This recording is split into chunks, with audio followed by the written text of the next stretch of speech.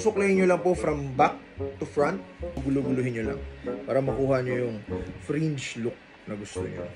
Hello guys! Hello! For today's video po ay tuturuan ko po kayo kung paano mag-ayos ng buhok ng inyong anak. 4 hairstyles para sa inyong newborn baby boy. Are you ready, anak? Okay, ready na daw siya. Mga kailangan po natin para sa gagawin po natin ito ay dalawang bagay lang. Actually, tatlo. Una po ay ang baby oil, Mustela baby oil, avocado oil. Kung ano pong meron kayo, pwede na yung canola, minola, arenola. And ang kailangan nyo pong next ay ito, ang buntot ng kabayo. The next one is banana chips. So, we can start na, anak. Are you ready?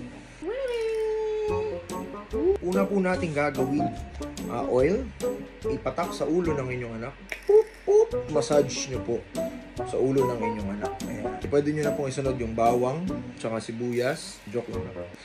Love you. First hairstyle na gagawin po natin sa ating anak. Usong-uso po ito ngayon, lalo na sa mga newborn. Talaga ba? Susuklayin nyo lang po from back to front ang buhok ng inyong mga anak. Ayan. Whoop.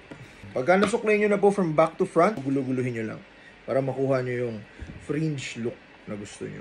Fringe yung parang tinapay, di ba? Yung fringe bread. Yun. For our first look, the fringe hairstyle. Yun, oh. Parang si Frieza.